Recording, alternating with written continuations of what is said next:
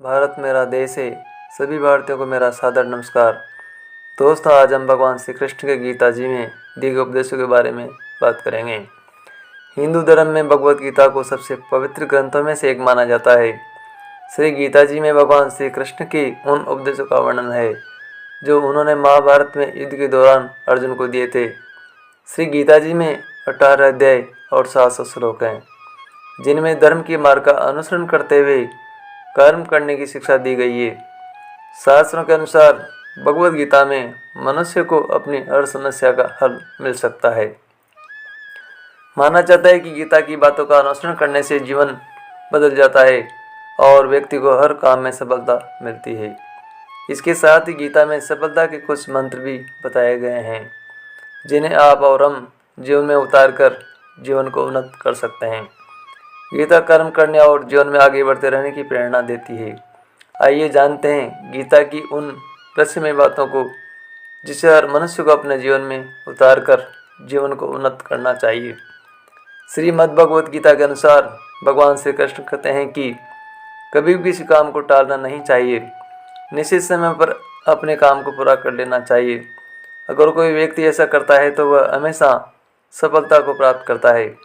वहीं अगर कोई व्यक्ति हमेशा अपने कर्म से भागता रहता है तो वह कभी भी जीवन में सफलता प्राप्त नहीं कर सकता है। गीता में कहा गया है कि यदि व्यक्ति का कर्म सही दिशा में हो तो वह बड़ी से बड़ी मुश्किल का सामना भी आसानी से कर लेता है और कभी भी उसे असफलता का सामना नहीं करना पड़ता है। भगवद गीता में श्री कृष्ण कहते हैं कि ये जरूरी नहीं है कि हर व्यक्ति हर काम में माहिर हो या वह सभी कार्यों को सही तरीके से कर सकता हो। इसलिए अपनी शक्ति को पहचानें और उसी काम को करने का प्रयास करें जिसको आप अच्छी तरह से कर सकते हैं। इससे भी आपकी सफलता निश्चित है। कभी कभी हम लोग सोचते हैं कि मैं ये बनना चाहता था और ये बन गया, लेकिन भगवान श्री कृष्ण कहते हैं कि आप वही जीवन में कर पाते हैं जिसके लिए आपका जन्म धरती पर हुआ है।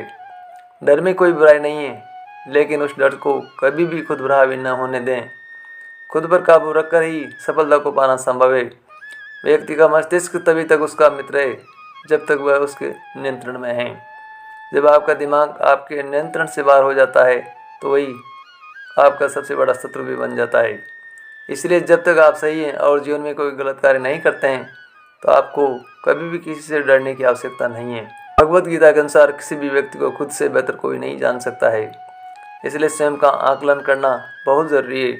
हम लोगों को हमेशा लगता है कि वह काम हम नहीं कर सकते हैं जो कोई दूसरा करता है। गीता के अनुसार जब भी व्यक्ति अपने गुणों और कमियों को जान लेता है वह अपने व्यक्तित्व का निर्माण करके हर काम में सफलता प्राप्त कर सकता है। श्री कृष्ण कहते हैं कि कई बार हमारा मन ही हमारे दुखों का कारण बन जाता है।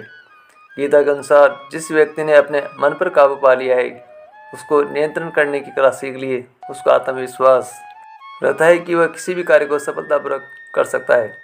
इसके साथ ही वह व्यक्ति अपने किसी भी लक्ष्य को आसानी से प्राप्त कर लेता है। कहा जाता है कि मनुष्य के पतन का मुख्य कारण क्रोध ही होता है। क्रोध में कोई भी व्यक्ति खुद पर नियंत्रण खो बैठता है और आवेश में आकर गलत कार्य भी कर देता है। कभी कोई गुस्से में व्यक्ति खुद का अहित कर बैठता है। क्रोध को खुद पर हावी नहीं होने देना चाहिए। गीता में श्री कृष्ण ने बताया है कि यदि गुस्सा आए तो स्वयं को शांत रखने का प्रयास करें। श्री गीता जी में भगवान श्री कृष्ण कहते हैं कि मनुष्य को फल की इच्छा छोड़कर अपने कर्म पर ध्यान देना चाहिए, क्योंकि मनुष्य जैसा कर्म करता है फल भी उसके अनुसार मिलता है। इसलिए कर्म योगी को कभी भी फल की चिंता नहीं करनी चाहिए और अपने कर्मों को उन्नत करना चाहिए। गीता के अनुसार व्यक्ति को संदेह या संशय की स्थिति में नहीं रहना चाहिए। जो लोग संशय की स्थिति में रहते हैं उनका कभी भला नहीं हो सकता है और न ही वह किसी का भला कर सकते हैं। जीवन में नजरिया स्पष्ट होना चाहिए। किसी भी मनुष्य का लक्ष्य एकदम सीधा होना चाहिए, अर्थात अपने लक्ष्य से भटकना नहीं चाहिए। सभी मनुष्यों को गीता जी के उपदेश जीवन में उतारने चाहिए एवं उनका अनुसरण करके जीवन को उन्नत करना चाहिए एवं दूसरों के जीवन को उन्नत करने में भी योगदान देना चाहिए। जय श्री कृष्ण।